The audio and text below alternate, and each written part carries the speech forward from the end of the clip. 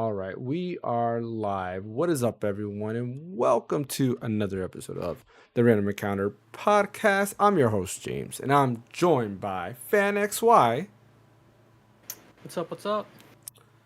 and Ash Destroyum. Hey, what up, everybody? How y'all doing? I almost said Bryant, and I forgot he's not here. Give me a minute. I gotta set up these scenes because these scenes are not accurate at all. I don't even know why. I don't even know. Oh, I'm not in the correct scene. That's probably why. On vertical. Yeah, we got not a lot to say today. I would say there it was kind of like a dead week. Not that much news. There's some decent news to talk about. Not a lot. But before we get into that, don't forget to hit that like and subscribe button.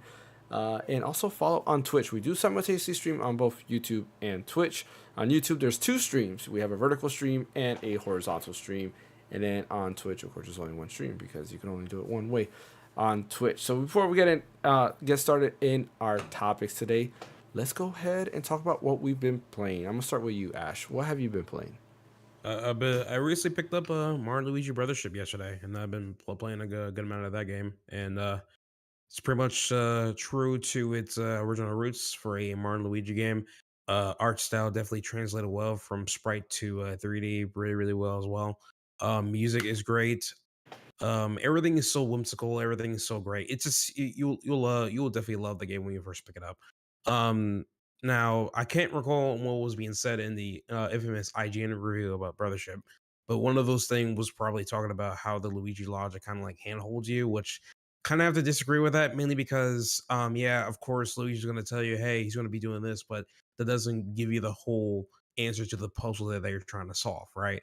So going throughout the game for like the first 3 to 4 hours doesn't really seem like they're going to be super handholdy, mainly because literally you're in the first tutorial island that you go to from Brothership, and they're pretty much showing you like the ropes on like how you do this and how you do that, like any other Mario and Luigi game. So once you're done with that, then from there you're pretty much on your own from that point. And even so, there's still guides within the game that can help you out as you traverse through the game itself. So my only gripes with it is probably the loading times because as a veteran I'm used to really fast transitions because going from in the hub world to battle mode or uh teleporting to another part of the game as well. And the thing was is that when it was on the Game Boy and the DS, um I, I'm not too sure how the architecture works, but straight up, they have ways to like pretty much load everything onto memory first, and then because of that, you're able to go to like one level to another really quickly and stuff.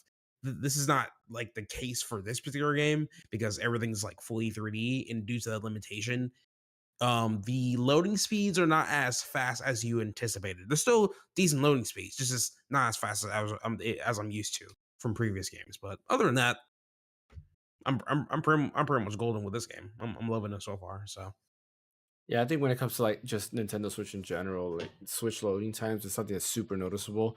I've noticed that in Nintendo Switch games that I pick up. Some of them not that bad. Like Unicorn Overlord is actually not that bad in terms of loading times. But other games I've noticed, like man, like this takes forever just to load up. And once you get used to like PS5 load times or even like modern PC load times, they're just so much quicker than the oh yeah, Nintendo Switch. That it's like you don't like it no more. So hopefully the Switch 2 is a lot quicker yeah. overall in terms of load times. Before I get to fan, I just want to apologize for anybody watching the vertical stream.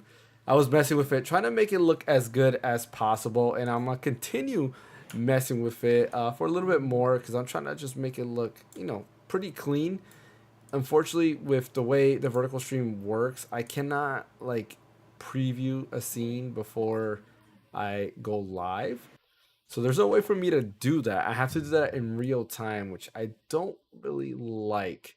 But either way, it's the only way for me to do that. And yeah, I just gotta kind of deal with it and fix it, unfortunately. But yeah, fan, what about you? What have you been playing? Um, I mean, other than the Mario Party Jamboree with the group stream we did, I've just been continuing my playthrough of Samus Returns on Citra on my RG Ally. And where you are? Well, yeah, where are you at on there? Let's see. I'm at a spot where I just got the ice Hmm. beam, and I just defeated my second Metroid for the DNA, so I'm looking for two more. Hmm. Because I'm at a level where I need four Okay. to unlock the next spot, which I think I might have skipped an area because the first one was one, and then now I need four. So I'm like, I think I might have just, I don't know, but I'm just playing it. You know, I'll go about it wherever it takes me. Yeah. No, Samus Returns is really good. I'll never forget the moment of I beat that game because when I beat it, I was like, man, I really wish there was a new Metroid game. And then sure enough, about 2 weeks later, they announced Metroid Dread, and I was super excited about that. Oh man, like to me, it just surprised me.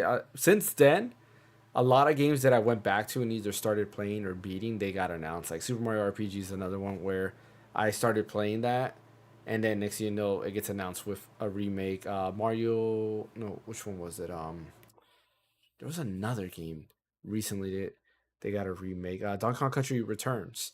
Yeah, Oh that yeah. I was playing Mm. that through emulation, and then that gets announced as a remake. Not a remake. I'm sorry, but a remaster coming. Remaster. Yeah. But there was another game. Why can't I think about it? There was another game they got announced, and I was Paper Mario Check. and a Okay. Oh Thousand yeah. Year Doors. Yeah, Thousand Year Door. Yeah. Thousand Year yep. Door. That was the other one that I started to play, and then again, a little bit like a week later, they announced the remake to that. So yeah, Samus Returns is one of those that I feel should get a remake. It should definitely get a remake.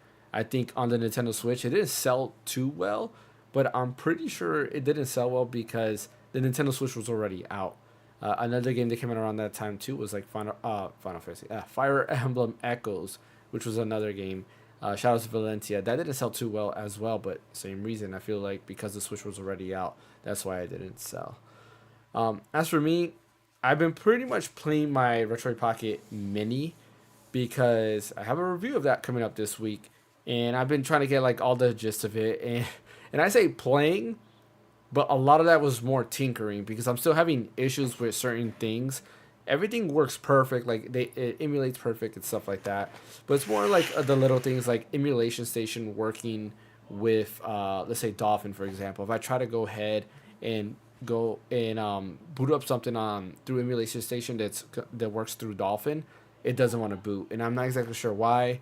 I can't even download a newer version of Dolphin. It just won't install. I assume it's because it's Android 10 and not like Android 13 or above, but I have no clue why that's doing that. But yeah, pretty much been playing my Retro Pocket. Donkey Kong Country 2 is one game I've been playing. Legacy of Goku 2. I was just playing that and revisiting that. I love that. I love how they use the Bruce Falconer tracks for that game. Oh It's yeah. I just agree. yeah, it's just so cool. And hearing them in like the GBA like tune like style, I really like how they did that. It's pretty cool. It sounds really good. Some of them are slightly remixed, and I do like it. Like I kind of wonder if Bruce Falconer or the Bruce Falconer team rather, because it's not just one person, it's actually a bunch of people. If they went ahead and did the GBA soundtrack, or did they just go ahead and get the soundtrack from the anime and just make them GBA compatible? Like I'm really curious on the whole story of Legacy of Goku 2 and how they did that soundtrack. But I was playing that Capcom versus SNK 2. I've been playing that still. Can't wait for the official versions to release next year. I will continue to play those when they officially come out and play those online as well. And what else? Fire Emblem Radiant, Path of Radiance. Sorry, restarted that as well and was playing that because I do want to rebeat that, and I actually held off on continuing on my Steam Deck because I wanted to play it on my Retro Pocket Mini. So, yeah, those are pretty much the things that I've been playing in terms of this week. Again, the majority of the time is just tinkering with the Mini. So, yeah, stay tuned for my review going up hopefully by Thursday, if not Friday. It really depends on how things go this week. So let's go ahead and start talking about our small, I say small news, but honestly, like everything today is going to be small news because, like I said, there was not that much in terms of bigger news out there. We're going to start off with something that was rumored and kind of like semi confirmed for the longest, but now it's officially confirmed. The CEO of Nintendo, through a tweet, has officially confirmed that the Nintendo Switch will be backwards compatible. Again, there were little hints going on here and there about the Nintendo Switch. I say Nintendo Switch, I'm sorry. Nintendo Switch 2 or new Nintendo Switch, whatever you want to call it. It is officially going to be backwards compatible. There were hints talking about it. A lot of people have speculated. There were rumors that it was going to be. Now it's officially confirmed. It is backwards compatible. It's funny because after it was stated that it was backwards compatible, then you had other people going out and making comments like, okay, well, what does backwards compatible mean? Is it only digital? Does that mean that our cartridges are not going to work? Um, I mean, honestly, I don't know why they would say that. To me, backwards compatible is backwards compatible. It means full compatibility, whether it's cartridge or digital. You can't just say backwards compatible and then say, oh yeah, we only meant digital purchases and not physical games. But to me, it sounds like it's both digital and physical. So I'm excited about that. How about you guys? Well, it was to be expected that they're gonna have backwards compatibility to begin with. I feel Mhm. so. Like, yeah, it's just I'm not as stoked because I was expecting backwards compatibility for like Switch titles and stuff, which makes Yeah. sense, right? Now I'll be more stoked if they like further expand that backwards compatibility to like other stuff, like for example, I'm still on that high when somebody made like a fan design of the Nintendo Switch having dual screens, so that way you can play your 3DS and DS games Yeah. on it for backwards compatibility. But I'm pretty sure I'm pretty sure that's not going to I be don't know. I possible. think Fan has the prototype of Yep, he the does on the Switch 2 prototype. Hey, with the listen, dual if screen. fan can get it to work with just some stuff he bought from Amazon, I mean, come on, Amazon, come on, Nintendo, come on, like come on, They could it's do it. the blueprint's there, They there, could but do it. it is what it is. I ain't trying to put too much hope into that, if anything. But yeah, it would be great if they can like further expand the backwards compatibility because the whole thing being backwards compatible to Switch games, that's a given. I'm expecting them to do that in the first place. So, Yeah. but yeah, that's pretty much it. It's nice to know that that's what they're gonna do. You know. Yeah, hmm Yeah, it's nice to have that official confirmation for people who were worried that that wasn't going to be a thing, but it is. It is a thing, and it's officially confirmed. What about you, Fan? Are you excited? Do you have a lot of physical games, or are you mainly digital? Dude, I've got a ton. I mean, I'm not like a huge collector, but I've got I'd say a decent amount Oh wow, yeah. of physical. You definitely got I mean, a good amount. yeah, I gotta. And if I can buy physical, I will, just because I'm always scared about, the when it's digital, they could always remove it because that's the fear. Um, Yeah, all because those. they've said in like can't remember who it was, but someone said like per California law, like digital purchases are no longer ownership. It's now like a lease. That Yeah. they're you have the right to lease the product or software, and it can be changed, it can be removed, and that's always scary. So that's like, since the Switch has the physical, I'm like, if I can buy physical, I'm gonna get the physical as best as much as possible. That's why I'm like with the Dragon Quest 3, that 2D HD, I'm like so torn. Like, because I'd want a physical, but then like if I get it on my Steam Deck on Steam, I can play it on a higher refresh rate screen, and Mhm. it's just yeah. it's one I of do. those like, I what do I want to definitely do? I definitely do see the dilemma. I do definitely do see the Yeah. dilemma. It makes sense, So Yeah, I'm you know. debating as well. I've held out my purchase for Dragon Quest 3 because I'm hoping that I get a review code. I signed up for it. Let's hope so. I got Final Fantasy 16, so I hope I get this. And I think what helped me out is I made Dragon Quest videos already before. We've done a Dragon Quest dedicated podcast, so hopefully they look through my history and see that I am a huge Dragon Quest fan, and I would love to do that because if I do get that, I will be actually streaming that on Thursday regardless because we did move the group stream to Tuesday and I didn't even think about it. But I was like, oh shoot, Dragon Quest 3 comes out on Thursday. But the dilemma for me too is also I do want it physical. So if I do get Dragon Quest 3, the review code on PC, then I will pick up a copy on Nintendo Switch. So yeah, that's my train of thought. We'll see what happens here this week. That'll be the few times I'll actually double dip on the game. Yeah, Get the superior version on the PC, and then get a physical one for the Switch for I for agree with you. safekeeping. So Yeah, no, I agree with you 100% on that as well. I don't mind double dipping, especially when it comes to Dragon Quest. Like I don't mind. But yeah, I'm excited. It officially confirmed, and unfortunately, some people, you can literally tell them that the sky is blue, and they can look up at the sky and they'll still question what color the sky is, regardless.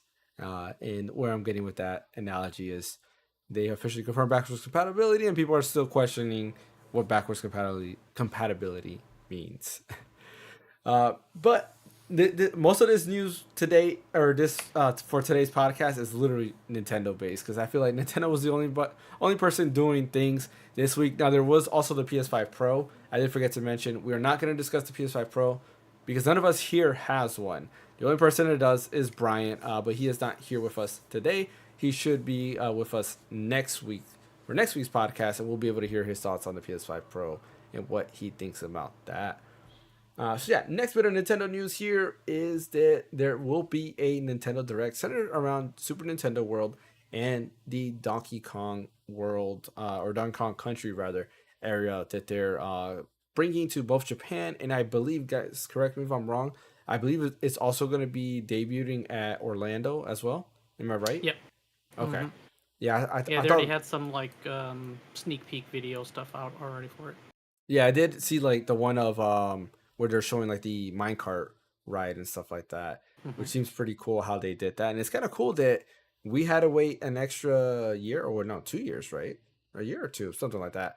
We had to wait an extra couple years, but we also get an extra ride. So I don't mind that. Are you guys excited to go to Super Nintendo World? Is everybody going day one, or are you gonna wait a little bit till it dies down and then go and visit where's the ad again? Orlando? Oh, Universal when's Studios, Yeah, when's it coming? next May year. 2025. Yeah, I thought it already came, like, I guess, to the other one in California or I was something in like that. California. Yeah. Yeah, that's in Yeah. California. Okay.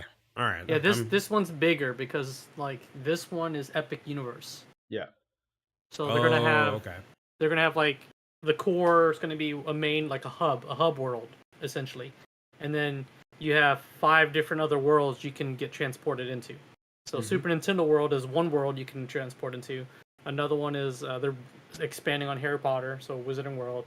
They're doing Dark Universe, so like the monsters like Dracula, Mummy, Werewolf. And then they also have How to Train Your Dragon. So I think it's just 4. No, I think there is a fifth one. I don't. I think there's a remember. 5th one. I can't remember what the 5th one is. Yeah. Yeah. I Um, can't remember what the but- fifth one is. I'm excited for it. It's just I honestly I'm afraid to go first day, to be honest. Because it's just gonna be so packed and that it's not gonna be the best experience. Yeah. You know? I agree. Yeah, same thing. Like when Star Wars opened up at Disney, I still haven't gone. But when Star Wars opened up in Disney, it was the same thing. I was like, you know what? I'll wait. And even till today, it's still crazy to try to get there. But Super Nintendo World is something I'm super excited about, and I do want to eventually go. I don't think I'm gonna go right away because, like you said, it's gonna be super packed and probably not safe at that because people don't have patience. Uh, so they might be running or pushing just to get to places, and yeah, Yeah, not. that's what I'm afraid of. So Mhm. I'm gonna I'll be chill about it. I'll hold off. I'll wait. Mhm. My wife's an annual pass holder, so we're gonna see what they're gonna. I used to be an annual pass holder, but I didn't renew it this year. Mhm. But we're going to wait and see what they're gonna do with the annual pass, because depending on how that goes, I might just renew and add me back on there. Gotcha. What about you, Ash? I'm gonna wait off too. Honestly, for any grand opening, it's probably gonna be the worst experience because there's so many people that are gonna be over there. So I'd rather just wait it out until it's let the part let that part marinate a bit, maybe like a good 3 to 4 months, and then I'll come in or something like that. So I'd rather do that. Honestly, I mean, honestly, I would go there day one, but because of the people over there, I don't want to go there day one. So I yeah. hear you. I hear when it comes to that. Let's hope maybe Nintendo can hear us out and give us each a day pass to preview it before it goes crazy. That's the Yeah. dream. That's the dream. Then we could Pretty report much. back on it on the podcast. That'd be nice. That'd be nice. um, the Pokemon Company is going after Palworld finally. So finally, they did set up that lawsuit with Palworld, and Palworld has responded and kind of like given like open like documentation discussing what everything's about. And it looks like what they're going after is patenting stuff, and the biggest patent it seems that they have is the ability to catch monsters by throwing something at it. And that's a weird patent. And I guess what they're requesting is, I think it's like 30. Was it? Is it 30,000 only? I think it was like 3 million to 5 million yen or something like that. I don't know. Yeah. So Yeah, and that translates to something that's like really low in US dollars and stuff yeah. because yeah. And I believe it translates to like $30,000, which is not a lot, especially when Not a you lot, definitely not a lot. compare like Nintendo going after the other Bowser guy. I forgot what his name was. Not Doug Bowser, because Yeah, they got him for like millions. Yeah, exactly. So it's kind of weird that they're only going for that low of amount of dollars. Like, are they short 30,000? Is that what it is? And they just want to come up with that sum, or what? But it's kind of, I mean, it might be like because like maybe the core capturing in regard to that game, like percentage of like how much you do in terms of like doing the catching, it's Yeah. just a small piece of the game. yeah, Because they have the weapons, the guns, the crafting, the forbs. mm-hmm. Yes, the battle, but the battling is different. It's just the catching aspect is the only thing that's the same. So maybe like how much of that being part of the actual core play of the game is minimal compared to everything else. Yeah. Which That's the only thing I can think of. Is like percentage wise, or like like maybe only like 5% of the game is catching monsters. Like you catch them, yes, and raise them, but you do all this other extra. Yeah, and I think it's kind of weird too, because that's really, it seems to be the only thing they're going after them about. They're not going after them about the likeness of these pals, because the pals look literally. There's the main guy that's on the cover looks like Electabuzz. You have a Electabuzz. You have an Eevee type. There's a Lucario look-alike. They look like very, very similar. Too similar, in my opinion. Like, if I were to go after Palworld, it would be because of the similarities of what these pals look like when you compare them to Pokemon. Like, I think that's more of a way to go at them versus just a capturing mechanic, which is awkward. I think the likeness problem, Mm-hmm. they're less likely to win in a court of law for that, because then that's still subjective. They're still changing the characters enough to where it's their own creation.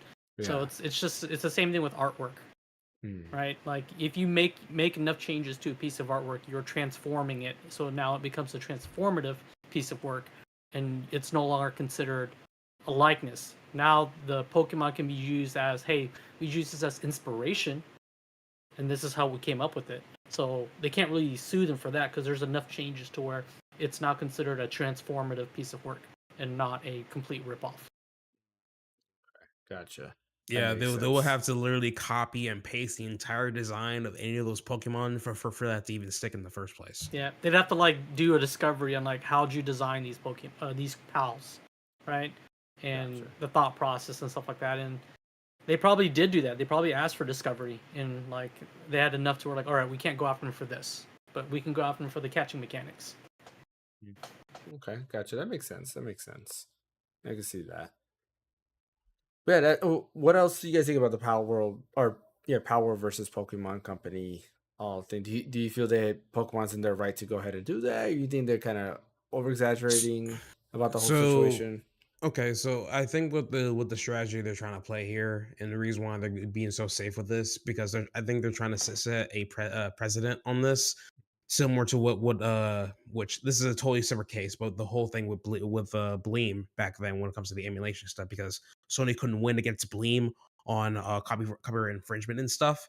That pretty much set the precedent for for emulations to flourish from that time till now, right? Now, for this case here, their main mission was pretty much to see if the lawsuit will work if they use patents against something, and if they win that, that means that they can do this more to other possible studios as well with the same patent logics as well, if anything. Which is why they probably went for a low amount this time around, mainly because they want to test the water to see what will work in a court of law and go with that for the rest of the other cases and stuff. So Gotcha. Yeah, I could see that. What about you, fan? I mean, I'm concerned a little bit of what's gonna happen if they win, right? Because there's other games that do the whole catching mechanic too. Mm-hmm. Like That's- Pokemon yeah. wasn't the first. Pokemon wasn't the first game to do that. definitely Dragon Quest Monsters, like way back, did it before Pokemon, I believe, Yep. it where did, you yeah. throw something to capture a monster. yeah. Which further proves my point on the whole sitting president type of thing, because Yeah, not that's only what Nintendo I'm can worried do about. it, Like, Square Enix can also do it, and not only Square Yeah. Enix can do it, name any AAA gaming studio can also do that same thing as well. Which that could be a problem. That Yeah. could be a massive. it's a problem. slippery slope. Yeah. Yeah. Yeah, I think I agree with you. Like there's a extent to like where I feel there's a fine line of why you should go after somebody over copy and pasting the work versus not. Like I don't feel like it's a direct copy and paste. Well, I do feel like it's very similar, and definitely, it's in the Pokemon company's right to do so. I don't think they should have because of that, right? It's a really fine line. Like you got Nintendo, for example, they're starting to copy or not copy, patent mechanics to a game. And it's kind of scary because then if you're, let's say if they just were to patent the ability to go ahead and walk, then what? You can't make a game where your character walks no more. Now your character would have to run. I think there was one of them where they basically patented the what's The mounting on the animal, mounting on the Pokemon thing, because literally World of Warcraft already did that way before Pokemon Yeah. ever did that to begin with. So I'm just like, no. There was another one. It was from Tears of the Kingdom. The ability, the what do you call it? The one where you go up. Descend. Ascend ability. Yeah, they Yeah. patented that, so like nobody could use anything that's similar to that. Which it's a unique ability to begin with, but still, it's kind of like why. it literally stifles creativity and innovation. Mm-hmm. I don't listen. I get the whole patent thing and why the way it is, but there are certain things that shouldn't be patent in the first place. Dude, Yeah, that's right. like that's just like when Apple patented the name App Store, Mm-hmm. Yeah. and like they patent a user interface. Yeah, and then Right. I think there's Sony recently. I think they patented the ability to make save states. Yeah, that's So just that crazy. means like save states, for example, which Nintendo Switch Online uses, Yeah. that becomes illegal for Nintendo to use that because they just patented that ability. And there go save states in any game because you have the Mega Man collection uses save states. Some other collections they use save states in those games. So yeah, there's some. I think there's a limit in terms of how much or how can I put it? How not how much, but like what you should do because it's just weird in my opinion. Like the extent or capability of like what they can patent. Yeah, exactly. You should be able to like if it's something that can hinder just progress in general. I say no, like don't do that. If you patent like an OS, right? Why would you patent the ability to create an operating system? Because that means that at that point nobody else can create an operating system because you have the patents of creating an operating system. And in gaming, a lot of gaming mechanics transfer over. People pick it up. If Zelda or if Nintendo would have patented the ability to use a joystick in Zelda, that's it. Like AAA gaming or any gaming as we know it would be gone because that's all we use. We use the thumbstick all the time for every single game. So Yeah. I'm not a fan of that. And I believe, go to your Dragon Quest Monsters comment, I believe with Dragon Quest Monsters you don't throw anything because I know in the recent one, it's after you beat a monster, they just come to you and say, hey, they want to join your party. That's it. They'll talk to you. And that's usually how that was. Like Dragon Quest V was that way, which was the first monster catching game, is you had a chance of after you beat a monster, they would just appear and say they want to join your party, and then they're in your party. I don't know if any of the other ones had it, like Joker or any of the other ones, but I don't know, possibly. I'm not too sure when it comes to those because I haven't played those yet. But yeah, that's Palworld versus the Pokemon Company. But while we're on the topic of the Pokemon Company, the Pokemon Company has announced a new Pokemon Works team, which, according to everything, it seems to be a collab with Ilka, even though the website reads Aruka. I'm assuming maybe it's like a mistranslation or something. They probably use like auto translation, and it went with Ilka. But yeah, either way, this has been rumored to be the collaboration that was in the leaks. It's supposed to be a Pokemon MMO. And it seems to be true because they said Pokemon Company and Ilka. The leaks specifically said there was going to be a Pokemon MMO. It was a collaboration between the Pokemon Company and Ilka, and it seems this is the case. What do you guys think about this? I mean, if I any mean, game could translate into an MMO like playstyle, Mm-hmm. I think Pokemon would probably be the easiest way of doing it. yeah. I Because a mean, lot of it's just one click button, right? You hit one to do a move, you hit two to do another move. Yeah. You've got a cooldown. They can easily do the same things, Mm-hmm. so yeah. it'd be easily transferable into an MMO. As long as they don't screw it up, then that's fine by me. Like the thing is, Yeah. they already got so many blueprints they can work off of to make a proper Pokemon MMO to begin with. Heck, To make we it already well, I'm just saying to truly make it an MMO, they're gonna have to make certain Pokemon rare. Like there's only gonna be one of Oh yeah, I in see the what you mean. whole game, Yeah. right? Mm-hmm. Like One if you have a Mew. legendary, there's only gonna be one of that legendary. That'd be hella You realistic. can't have but, like everyone running around with Mewtwo's everywhere, you know? Yeah, There's only yeah. one I mean, Mewtwo. that's realistic. That's realistic. I get you. Like but if they're I gonna feel do like an MMO, they've got to have a couple Pokemon where there's like maybe just like a very limited number of them, just to like make it that much. Like, they need to more at least intensive. if they're going like okay, here's the thing. If they're going to like do that, then they at least have to definitely separate the servers across the board, so that way there's always multiple versions of YouTube Yeah, I Mewtwo's, get and that. then you can and then as a player you can traverse to a different server and stuff, and still have all your Pokemon area and everything, and which that would definitely take a lot of a bit of power. But in my honest opinion, it's they already have a lot of good blueprints to go off of to make a good Pokemon MMO. Heck, we already have a fan made Pokemon MMO which Mhm. works perfectly fine. So like just don't screw it up. That's all I'm asking, And if anything, too, this is probably going to be good for the Switch too, as well, since it's rumored to be way more powerful than the original Switch. And yeah, that'd be a good time to test run it. So Yeah, I would love a Pokemon MMO. I remember I think the Pokemon MMO you were talking about, I think it's called Poke MMO. yeah, that's what it's And called. Yeah, if it's the same one that I remember I played a long time ago, it's you get to choose like kind of where you want to start. yeah, You could choose like like Kanto. I think at the time it was only Kanto, Johto, and Hoenn, and you could choose like those regions, and then yeah, in real time everybody's moving around. You'll get to a random battle, and then a small like mini screen will pop up, and it's just like normal Pokemon. And I yep, can see that working, like especially like kind of like Fan said, if any franchise could make an MMO and succeed, for the most part at least, it's Pokemon. I think a lot of people have been saying, why don't you make a Pokemon MMO? And honestly, they could make a lot of money with that. They can easily make it a subscription service, and I'm sure a lot of people will subscribe to that just to play a Pokemon MMO.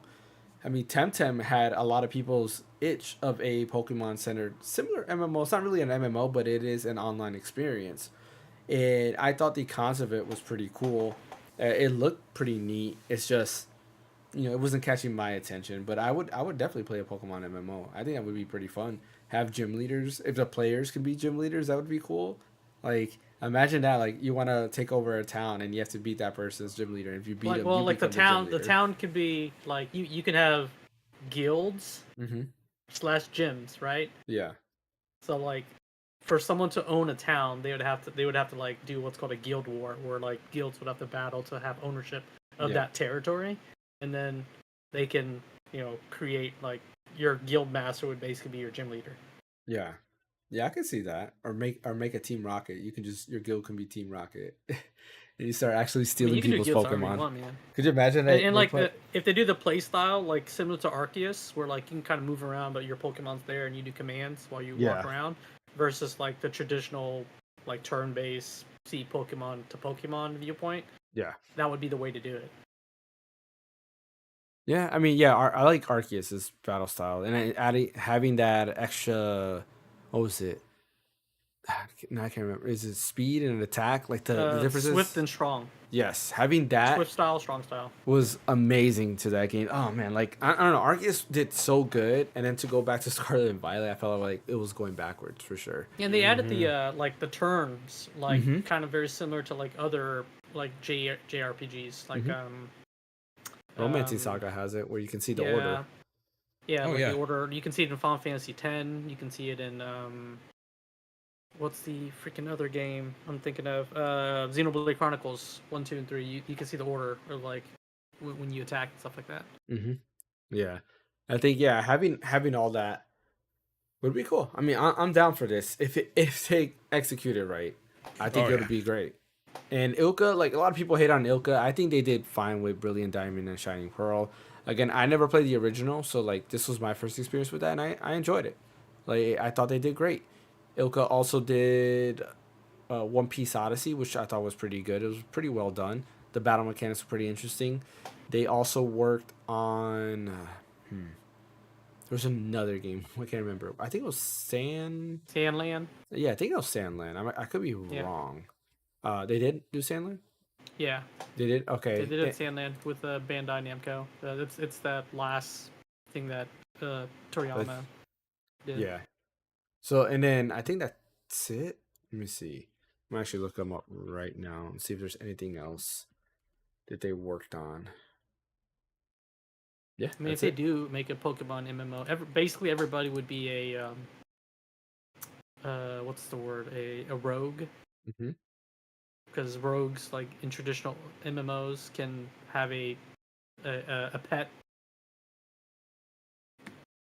It's pretty much what you'd be. Everyone would be a rogue.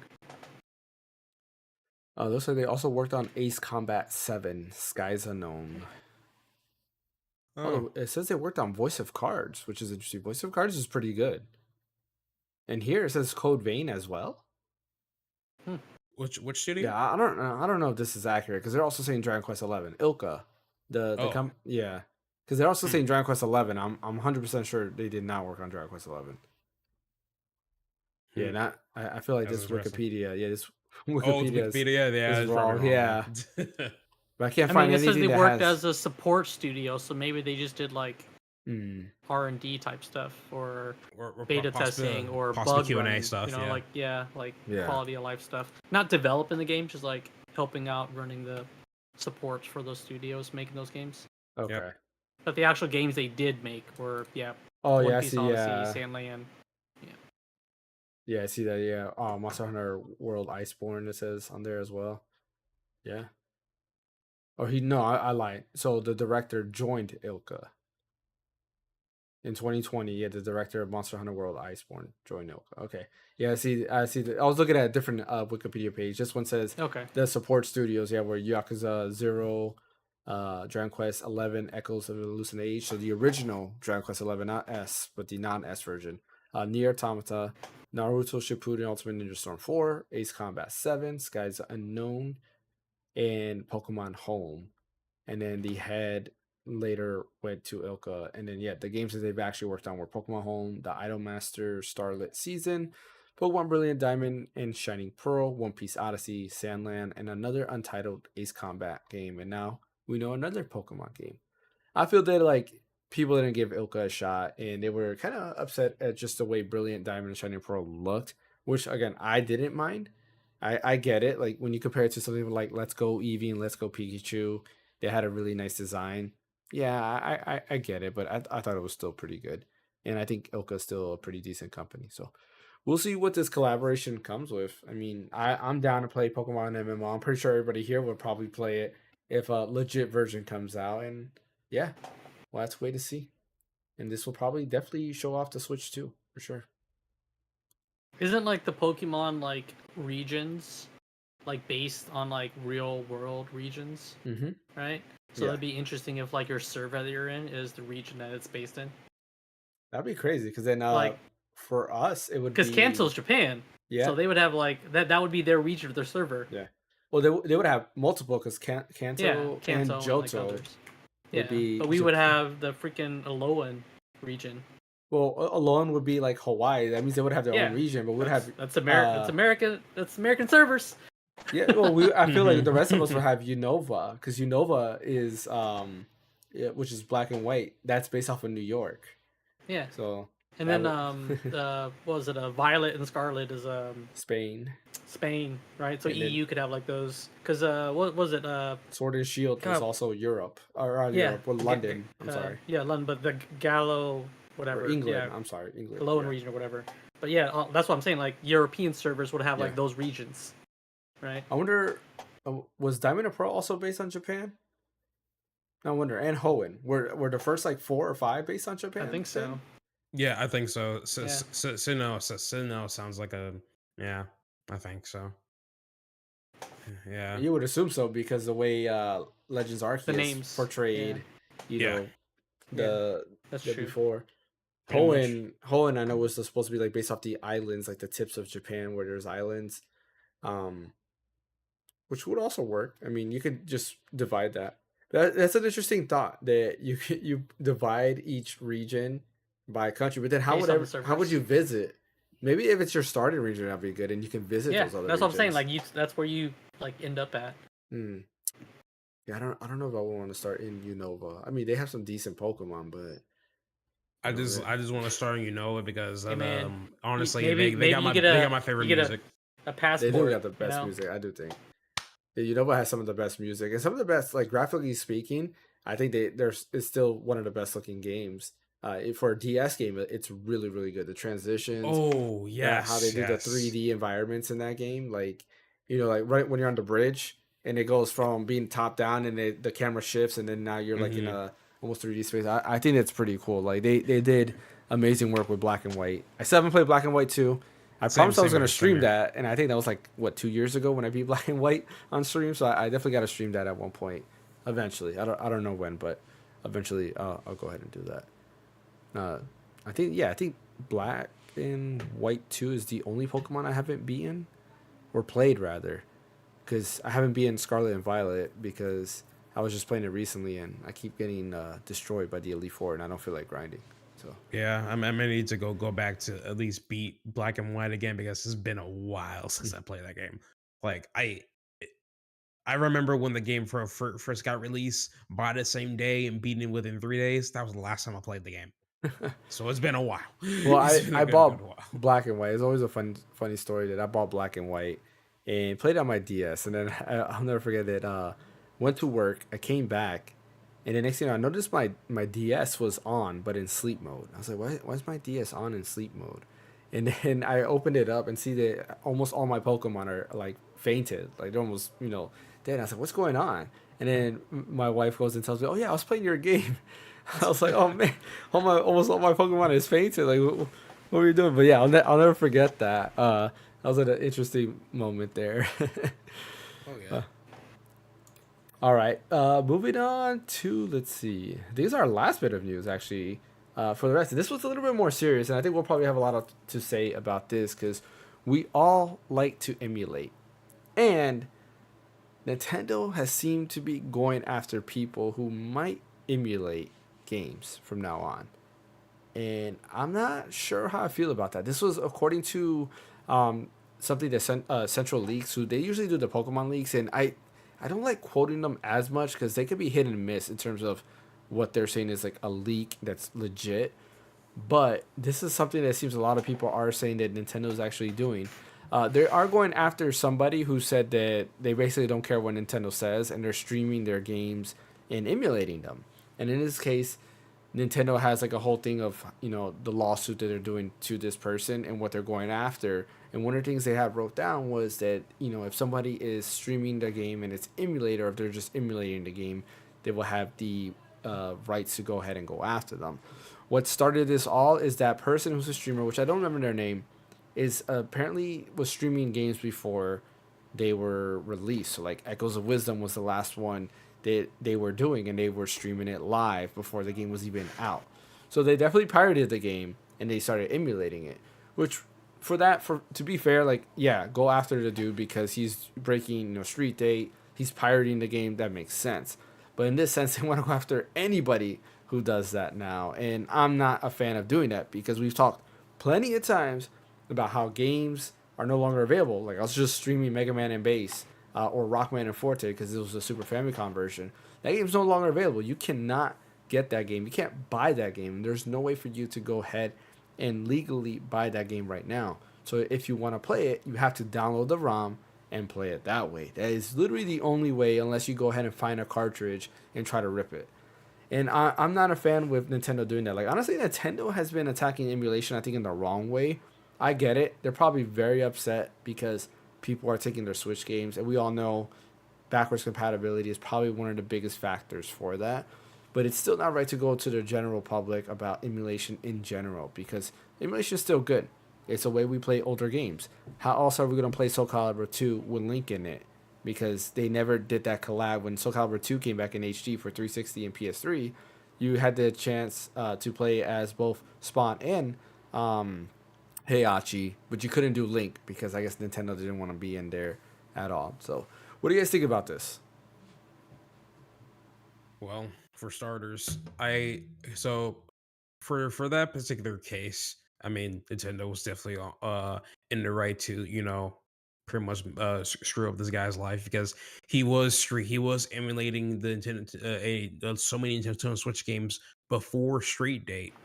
So that's already illegal as it is. And Yeah, I mean, he obtained a game yeah, illegally. and because of it, because of his dumbassery, that pretty much painted a bad light into the emulation scene. So I'm not gonna be going into this podcast and not mentioning that in the first, like, straight up, the dude himself, he pretty much screwed us for the most part when it came to that, Yep. right? So when Nintendo did did their thing, we can't really, cry about it because he actually did something illegal in the first place. Yeah. Now the thing is, right, is it will definitely be a slippery slope from here on out because yeah, because when it comes to streaming games that are emulated, you just got to be more careful about that from now on and stuff, and don't make it too obvious. Like, for example, when you're emulating a game, make sure you don't have it in a freaking window where it's showing like extra information like the FPS, actual minimizing, closing a window. Just don't do that. That's stupid. Like, don't make it too obvious to the point where they're like, oh, this game is running normal better than usual. I wonder what's going on here, right? Like, another bad example is where you're streaming a emulated title and you put down in the title that you're streaming this game at 4K 120 FPS. Obviously the Switch can't freaking do that. Like, so you just got to be a bit more underhanded. Don't make things too obvious if you still want to keep it emulating Switch games and stuff. I mean, specifically Switch. I feel like Nintendo doesn't really care about games. Don't even emulate Switch. What's You're wrong with like- emulating Switch? I'm like, don't stream a game if you're going to emulate a Switch. Oh, Like, yeah, you're just well, yeah. asking for trouble. Well, yeah. Don't stream a Switch game, but like I said, you could definitely make it look like that No, you're you can still stream a Switch game. playing Just the don't Switch game. play Just don't be it dumb on about an it. emulator, Yeah. So Yeah. like on stream. Yeah, I mean, my take was always that like the Switch is a modern platform, right? The platform's readily available. You can buy a Switch, you can buy the games, buy a Switch and play the games if you want to play it on there. It's not gonna run that great, I get it, but I mean, I would say do it that way, especially now because Nintendo does not want you emulating a game whatsoever. They don't care if you own the game. They don't care if it's They an just old game don't or a want- new game, which is crazy. Yeah, I mean, yeah, of course, we had the thing with Retro Game Core and emulating Wind Waker HD, which maybe because they're gonna do a surprise announcement and announce Wind Waker HD finally for Nintendo Switch. Like, who knows? another big That's the thing only you thing have I can to think of. yeah, another big thing you have to look at as well is not just Switch games. We're actually going back to older emulators, and we have to worry about those now because one of the biggest things that we're pointing out is that they're trying to make it they're trying to make it to where that it's illegal for you to even back up your own Switch game because you're still using cryptographic keys to actually dump those actual games onto a device and stuff. Yeah. Which is the same. That's the same thing that goes for older titles like PS2, PS1. I think Dreamcast emulators do the same thing for this as well and stuff. And then don't get me started on the fact that you need to get a BIOS file from your own console in order for you to run some of these emulators too. And Nintendo's trying to make that illegal as well. So it's not just a Switch thing. I know a lot of people don't really care too much for Switch emulation because it's the current hardware now. Yeah. But now they're sort of planting the seed that, hey, this is a way for us to get rid of majority of the emulators, since they still rely off of like certain proprietary files that came from those hardware themselves, which that's also really concerning too. So Yeah, I agree. I don't know. It's kind of a scary future when you think about that way, especially with emulation. Fan, what's your take on everything? It's a big gray area with that. I mean, the way Nintendo Switch Online works is it's running on emulation too. So like that's where it's kind of one of those gray areas where like if the game isn't available anymore, there should be some leeway. Like if the developer and the you know publisher can't make any money on the game anymore whatsoever, then it should be part of like the protection for like digital data, right? Where like you should be able to get it because no one's making money on it. It's not really hurting anybody unless someone buys the rights to that game, and then they're gonna start streaming it and making it available to where people can get it, and then they start, trying to make a way of making money again. Like Nintendo now having Genesis like on their Nintendo Switch Online, you know. That's where there's gonna maybe that's why Nintendo's cracking down because there's a lot of games in their library that they're gonna start adding, and that's how they're making their money back. they should have those now. Honestly, I mean, I know, but like, listen, their library I mean, is huge, and they're only going to do small things at a time because they've got too much going on. They're not going to commit everything to Nintendo Switch Online. That's why I think that's why the releases are so slow. Is that they probably only have one team, running the service, making sure that the game that they're going to have running on it runs okay. It's not perfect. We know it's not perfect. Like Ocarina of Time, like when it first got announced on Switch Online, was just horrible. which but that still shocked me. You know, That still shocked me. They fixed it, but it shocked me. Yeah, a lot. So, and that's one of the things where I'm like wondering, like when they're cracking down, like is it because these games that are no longer available going to be coming back, and they're just like, getting ahead of it. Yeah, I feel that. I mean, yeah, go ahead. I mean, they should like let us know ahead of time. Honestly, right? Just so they can, like, Nintendo so we doesn't don't let go out of anybody way. know anything. They need to start to. Just because they don't, that doesn't mean that doesn't mean they shouldn't. Like, they need to, That's like actually start letting another communicating. company. That's like letting a rival company have a peek at your books and like know what your game plan is. I mean, yeah, Nintendo's been good at that. They're very good at keeping things hush until the last second. I mean, Xenoblade Chronicles X, people never thought that was gonna happen, and randomly last week just got posted and showed off. So they're really good at that. And I'm in the fence where like when they started going after like Ryu Jinx and why can't I think of the other one? Yuzu. Yuzu, there we go. When they started going after Ryujinx and Yuzu, I'm like, well, I think they're doing it because of backwards compatibility. I mean, they officially confirmed it now, but then like now you wonder, okay, going after Russ and him showing Wind Waker HD, is it because it's Wind Waker HD or is it because it's Russ? And I think it's because it's Wind Waker HD, and they probably are gonna bring it to Switch.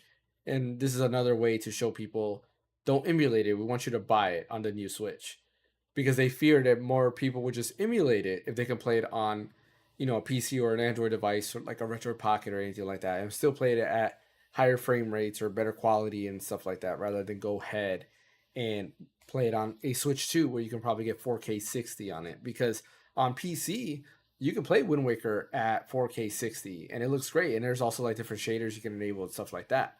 But on the Switch, well, it's not even available on the Switch. But like on Switch 2, you might be maybe more limited, maybe not. I don't know. But I kind of think that's why they're going that route. It's weird. Emulation, like you said, is a great area. Some people don't like it at all. Some people just love pirating games, and they think there's their right to pirate games, which I don't believe in. While others, are kind of, I think all three of us are in the camp where if the game is just not legally available, it's the only way to enjoy this game. Because I like to enjoy older games from time to time. Turtles in Time. How are you going to play that? the Super Nintendo version. Yeah, there was an HD remake that Ubisoft did, and that one wasn't that great. There was missing levels and a bunch of other stuff, and there's a lot of issues with that one. And it's you're missing out on a lot of things. A lot of times we get remakes and HD port or not HD ports, but just remakes in general, and they cut out content. Look at the difference between Resident Evil 3 and Resident Evil 3 remake. A Oh, lot was cut don't out. give me a star on that. Resident Evil 2 Don't. remake, a lot. Well, not a lot, but not as much as Resident Evil 3, but there was still quite a bit that was cut out from that. So you do lose stuff from remakes, which it seems like Metal Gear Solid 3 might be one of the very few games that you won't lose anything because it's a one-on-one actual remake. Final Fantasy 7 Remake's a good example too. It's technically not a remake. So if you play Final Fantasy 7, you're missing out on a lot of things that the original Final Fantasy 7 had because just, the order events are just totally different. Oh yeah. But I guess we'll have to see how this goes. I honestly hope that somehow Nintendo just stops. I doubt it because I feel that they're one of those things that they see they're able to do it. They're going to continue going. They're going to see how far they can go until eventually they stop everything, which kind of sucks. And a lot of people like to emulate Nintendo games, but it's not because it's Nintendo games. Well, I think part of it is. The other reason is because those games are just not readily available. I have Nintendo Switch Online. I'm happy, paying for that service and playing those games. But at the same time, I also do have like Donkey Kong Country on my Retro Pocket Mini if I want to go ahead and play that as well. I'm happy with Super Mario RPG on Nintendo Switch, but I also have the SNES version available if I want to play that as well. So Yeah, that's just like my I mean, take. I have ROMs of the Mega Man Battle Network, Mhm. but since they have the collection out on Switch, like I haven't loaded that up like forever, and I've been debating with. I'm waiting for it to go on sale so I can just buy it. Yeah, yeah, I got that on PC, and all of those ROMs are in my archive. Typically, if a game's announced, I archive those ROMs. I still keep them, but I usually archive them and don't put them on any of my platforms unless I feel like, oh, I'm definitely gonna play this game, and I want to carry this around. And a lot of that has to do, of course, because a lot of these games are also becoming available on PC, so it's easier to have these games from there. Yeah, straight up. I mean, literally, all they really need to do is to just maintain the original game and just just don't try to fix what was even broken. A good example of that is Tales of Symphonia because it originally came out on the GameCube. To me, that was the best version of the game because everything ran smoothly. The game ran perfectly fine. But now we got the PS technically the PS3 version of the game that always ran at 30 FPS that doesn't run as well as the GameCube version, and now we're kind of stuck with that as a legal purchase, unfortunately. You know. So Yeah, the only way for you to enjoy the best Tales of Symphonia experience is to emulate the GameCube version simply. yeah, So that's another great point Oh there. man, I was just talking about Mega Man Battle Network Collection, and it is 50% off on Steam right now. Shoot. There you go. There you go. Do I want to buy it on Time- Steam or do I want to buy physical on Switch? It's good. Good Do they question. I have a bought it physical on. on Switch? They Yeah, did. they should. I They don't know if should. it's still Yeah. being printed, but they did. That's a QVC good. has those coupons still, so you can always check I'm QVC. gonna have to go to like Play Asia and see if I buying it on mean, there. no, did you check like on like Best Buy or anything like that? I'm going to. Yeah. But sometimes on Play Asia you can get those the different like artwork on the covers, art Yeah, covers. Mhm. just print it Yeah. out. Just print out a different artwork and put it in. There you go. Oh man. But I think that's pretty much everything we have to talk about today. Was there anything else that you guys wanted to bring up at all? I don't think so. No, I mean there was other news about Sony just responding to like the whole backlash of PSN account linking for Steam for the PC ports of those games and stuff. I forgot what the response was, but it was pretty much it was something where they're still trying to go through with putting PSN account linking on every single game, including single player only titles too. Which to me that literally makes no sense to me on why you should force a consumer trying to link their account for a game that does not really require any online service whatsoever. Ever. They still want to collect No, data on no, you. That's no. easy. That's Yeah, easy. no reason, no freaking reason, unless if you're putting a PSN PlayStation exclusive multiplayer game onto Steam, that's where it makes sense. Yeah. That's where it makes perfect sense. And they were supposed to do something like that for what's that game? What's that game called? Helldivers 2. It was originally was supposed to be a PlayStation only game, but I guess actually I think it was originally supposed to be PC, and I think Sony bought that developer studio, and that's when they were like still making it for PC, but they're also making it for a PlayStation. But like Sony just bought the entire budget for that, so I'm just like, so they're just like, oh okay, so it's going to be mainly for PlayStation. And at the beginning, they weren't enforcing it until later on they're trying to enforce it, and with that, it caused a whole bunch of problems because PSN doesn't work for every country. So you could be a person that is not within that region, and once they enforce that, you no longer have access to that game, which is freaking ridiculous. And when that happened, the whole tons of refunds happened, and I'm pretty sure they backed off of that whole account linking thing ever since, because they knew that was a stupid idea to begin with to do that. Yeah. So, but yeah, it's just they need to really chill on that stuff, especially on single player games. And if anything, they should only use it if they have to play multiplayer on it. Good example is Ghost of Tsushima. I know they have a multiplayer aspect of the game as well, but that's like a totally separate mode. And if you want to play that, that's when you do the account linking. Do the account linking for multiplayer, or the account linking if you want to get trophies onto your profile or something like that. Give them options. Don't force your consumers to do something that they don't want to do. It's bad freaking practice. So, but yeah. Yeah, I think like Sony doesn't realize that on their console they can get away with that. They can get away with like PlayStation Network being a requirement because it's their platform, right? They can do that. But when you go to somebody else's platform, you don't really have the same like leeway to do whatever you want to do over there. And PC users in particular, if they're playing on PC, is because they're tired of account linking. I mean, just think of all the different launchers that everybody hates.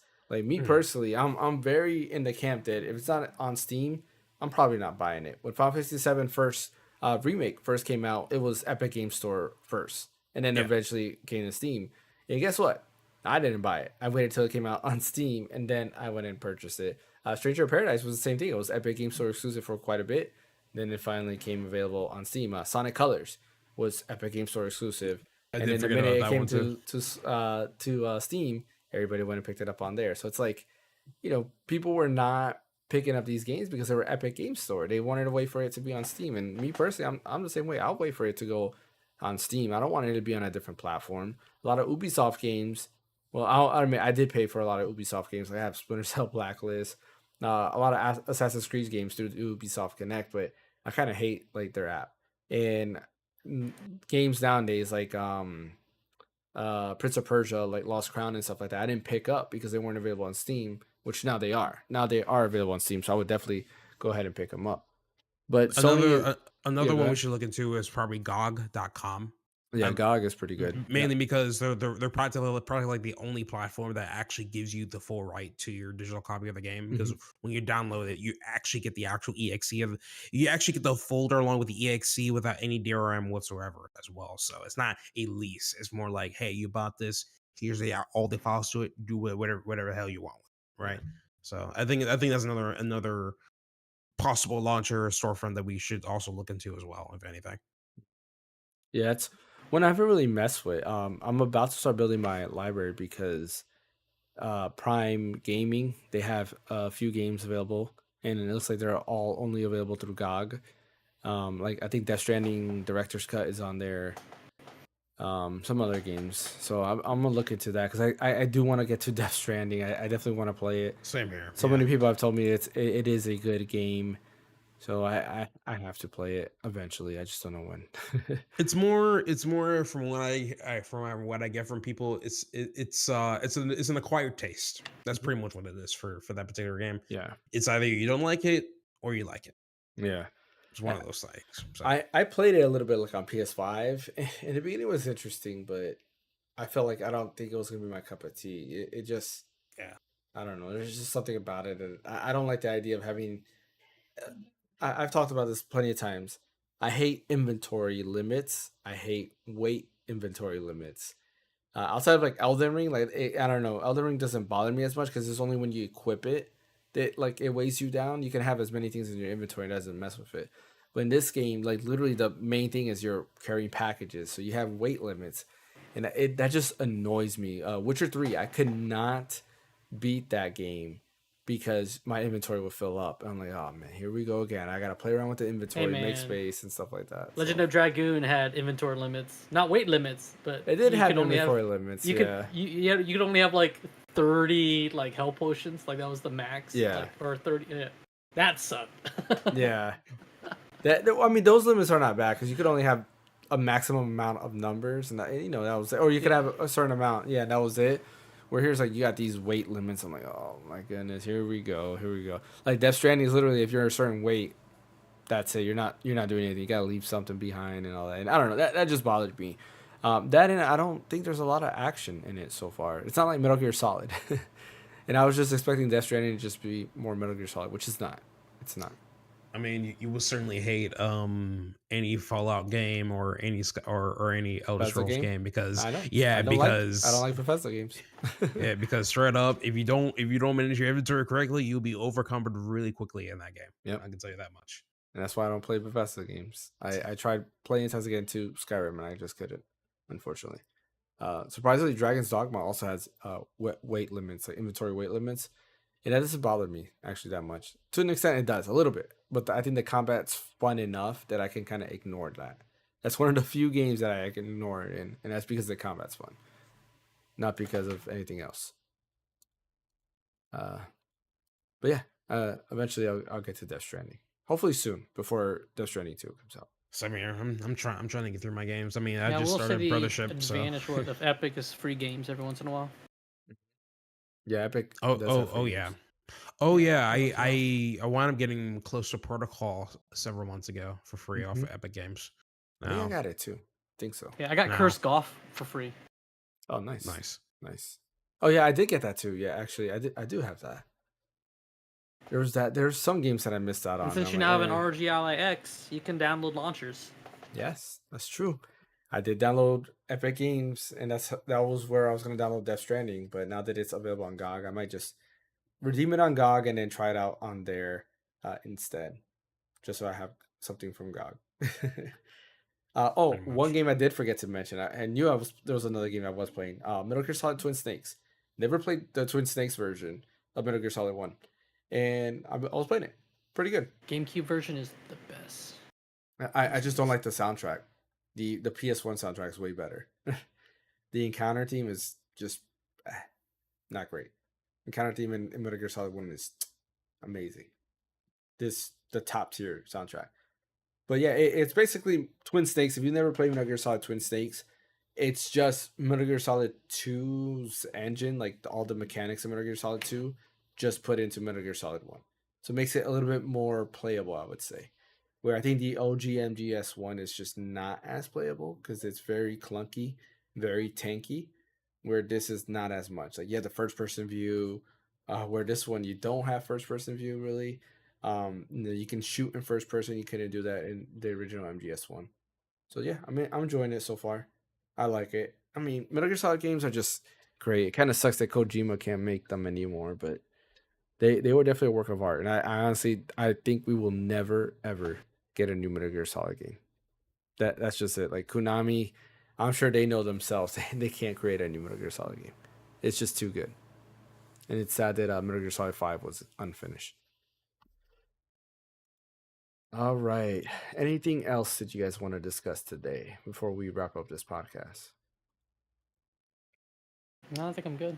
Yeah, I'm all out of topics, I guess. So Sounds good. Sounds good. Then we'll go ahead and end the podcast today. Like I mentioned, it wasn't that much news happening this week. I mean, the biggest news here in the U.S. was really just the election. Everything was about the election, so a lot of news just didn't make the cut here. But you know, next week we'll hear from Bryant and what he has to say on the PS5 Pro. Pretty sure he's probably gonna like it. It seems a lot of people that do have the PS5 Pro are enjoying it. I do want to hear his take because you know he seemed very excited for the PS5 Pro. So I kind of wonder about that. I think all of us here were just kind of like, you know, me and Fan. I think we're good with our PS5. I barely touch my PS5, so it's kind of like no reason for me to get a Pro. And then Ash, he still has his PS4. He doesn't even have a PS5, so and I don't think Yeah.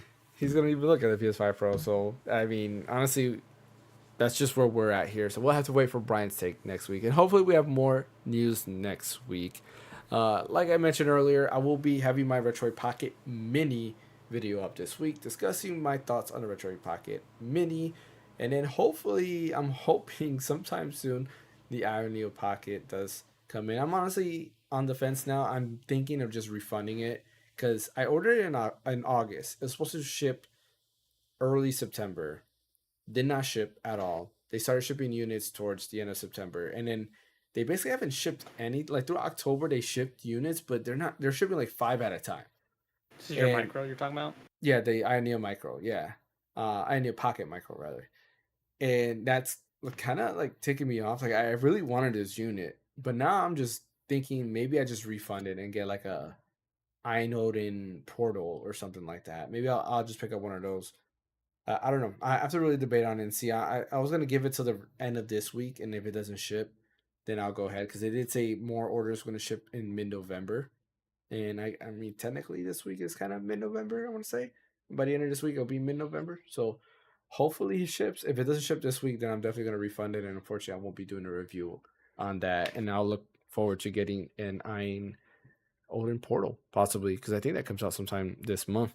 I just think it's kind of weird that I got the Retroid Pocket. Retroid Pocket, they announced their Retroid Pocket way later than the Ioneo Pocket Micro, which was out a lot longer.